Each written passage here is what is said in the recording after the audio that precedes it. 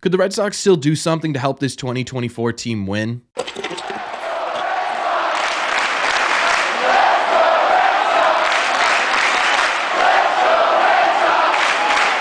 What is going on, everybody? Welcome back to Red Seat Radio. My name is Corbin, and last night the San Diego Padres shocked Major League Baseball by trading for Dylan Cease. What this did for the Padres was really sort of, especially for fans, bring them out of a retooling offseason and back into the playoff picture, and that got me thinking, could the Red Sox do something similar? Is there an avenue, a trade avenue, where the Red Sox could make one that would, at the bare minimum, get fans excited for the season? And the answer is obviously yes. There are a bunch of different people out there that I think the Red Sox could still possibly trade for if they really wanted to, but in my opinion, there's one trade in particular that makes sense for both the Red Sox and the other team involved in this trade that would work out really well for both teams. So what we're going to do in today's video is we're going to break this down. We're going to talk about the trade that I think is still a perfect match for this team, what it would take to get them, why it makes so much sense for the Red Sox, and ultimately why it might still be possible for the Red Sox to do something like this. But before we get into that, if you like Red Seat Radio and you want more out of Red Seat Radio, I highly recommend becoming a member of this channel, because by becoming a member,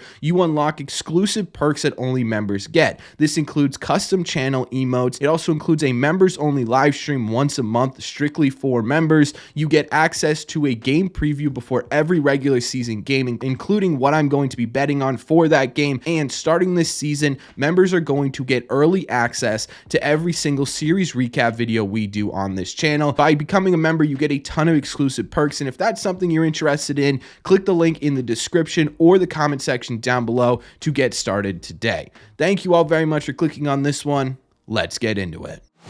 The trade we're breaking down today is actually one that we've talked about before. If you've been here for a little bit, you probably recognized it immediately from this thumbnail, but it's a trade that I just simply cannot get out of my head for a couple of different reasons. The trade we're talking about today is Edward Cabrera from the Miami Marlins to the Red Sox in exchange for Nick York and Manuel Valdez and Matthew Lugo. Lugo's just in there to sweeten the deal a little bit, give the Miami Marlins a little bit more than what Edward Cabrera's worth, and make it worth their time. And like I just said, there are a couple of reasons why I simply just can't get this deal out of my head. The first reason is because the Red Sox have actually been interested in Edward Cabrera for a little bit now. Specifically under the Bloom regime, they checked in on him twice last year. But before the season started, they talked to Miami about a possible Edward Cabrera deal. However, at that time, the Miami Marlins were looking for someone like Tristan Casas to get this deal done, and that just simply wasn't going to happen. But the Red Sox didn't give up, and they actually checked in on him once again at last year's trade deadline. However, once again, the Miami Marlins were asking for Justin Turner, which at the time didn't make a ton of sense for the Boston Red Sox, and the deal never ended up getting done. Yes, this is an entirely new regime with Craig Breslow at the helm of things now, but there's still a lot of the old players in that front office that was with Bloom, with Craig Breslow. It wouldn't surprise me one bit if there's still a push to try and get Edward Cabrera on this team. If they checked in on him twice in 23, I have to imagine he's at least on their radar going into 2024, and part of that is because of what Edward Cabrera could be for the Red Sox. Last season, he wasn't super spectacular. He had a 4.24 ERA over 22 games and 20 starts with a very similar 4.43 FIP, a 1.445 WHIP, which is slightly high, and I think that was mostly due in large part his control or command wasn't exactly fantastic, walking about 6 batters per 9 innings, but he was still striking out 10.7 per 9 innings, which was good for a 106 ERA plus, or in other terms, he was about 6% better on the mound than the average pitcher in Major League Baseball. However, the potential here is what I really want to focus on because it is absolutely massive. Just take a look at his Baseball Savant page. Every single measurable category was above average last year, aside from one, and that was his walk rate, which, in all fairness, was one of the worst in Major League Baseball. He did get a ton of strikeouts and a ton of weak contact. He's got really great velocity on his fastball and sinker, and and his changeup or off-speed run value was one of the best in Major League Baseball in that 95th percentile. Only 5% of Major League Baseball last year had a more effective off-speed pitch than Edward Cabrera, which is really, really impressive, especially considering this was really his first fullish season of Major League Baseball. If he can manage to get his control under control, he could be an extremely dominant starting pitcher. I'm talking about a top of the rotation type guy. And maybe what this requires is just a new look at him. A look at him from a different perspective, and maybe that different perspective is perfect with the Boston Red Sox, where they have this new run prevention unit of Bailey, Breslow, and Willard, right? Maybe these guys are the guys who could get his command under control. I know that's a big ask, but if you can do that, again,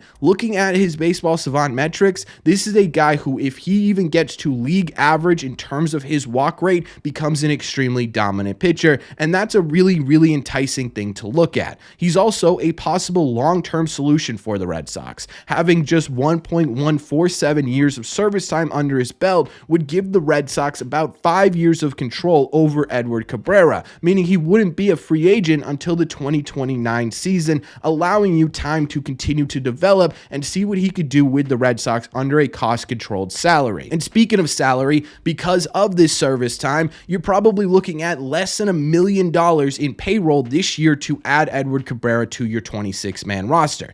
Personally, that seems to fit right in with the minuscule budget the Red Sox have set for themselves going into the 2024 season. So you take a look at all of these things and you understand why I can't get this guy out of my head, right? His potential is absolutely incredible. The Red Sox have been interested for a little bit now, and he's perfect for the Red Sox long-term outlook as well as their budget for the 2024 season. Now, obviously, this trade is not a surefire thing. It's not a 100% success guaranteed type trade. There are concerns with Edward Cabrera. We already talked about his command issues, but also throughout his major league career and really his minor league career as well, he's dealt with a multitude of injuries that have kept him off the diamond for a significant period of time. Last year, he hit his maximum innings in terms of playing at the major league level, which was just 99 1/3. And that does seem a bit concerning, but honestly, how much worse of a situation is it than what we're already dealing with in the back end of this rotation? Seriously, you take a look at who the guys are who are fighting for that last rotation spot. You've got Garrett Whitlock, who does have a high ceiling, but he's also dealt with his fair share of injuries. Josh Winkowski has never pitched more than 84 innings in Major League Baseball, and Cooper Criswell has made just 2 MLB starts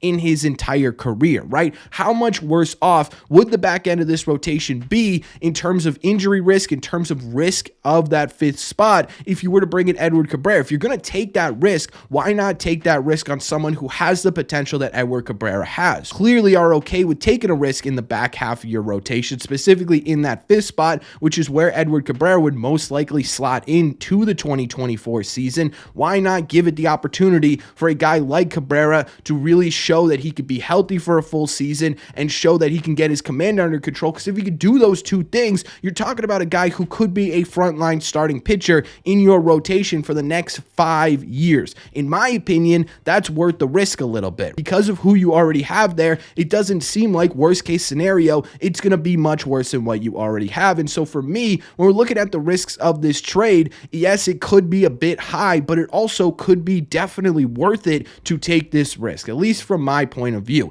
The other part of this is what you're giving up. You're giving up Nick York and Enmanuel Valdez, and I love Nick York. I think York has a really, really intriguing hit potential, specifically from the right-hand side, that the Red Sox could desperately use, especially with the other top prospects that are coming up ranks as we get through the 2024 season. However, with him and Valdez, you're dealing from an area of depth. If you were to trade those two guys and you added Matthew Lugo, who in my opinion probably isn't going to be a super big factor on the Red Sox anytime soon, you still maintain your pipeline, you still maintain your top prospects, and you also have options to fill that gap. Valdez goes to Miami, you still have Vaughn Grissom making his way back, you've got Pablo Reyes who could fill in there, you've got guys like Nick Sogar who could fill in from time to time, and you've got Marcelo Meyer getting closer to Major League Baseball. If he's fully healthy this season, he's probably going to start knocking on the door in 2025, and you've got younger players like Yoel Cespedes and Nazan Zanatello who are already making waves, and they haven't even gotten to AA baseball yet, right? This is an area of depth for the Boston Red Sox at middle infield. So while it would suck to give up a a Nick York or an Manuel Valdez for an Edward Cabrera, it also makes some sense for the Red Sox. And realistically, when you're looking at this, what's a greater area of need? Middle infield depth or starting pitching? Major league ready starting pitching? In my opinion, it's major league starting pitching. The question in all of this is it actually possible? And my answer to that is I don't know, right? I don't know if this is a possible trade for the Boston Red Sox.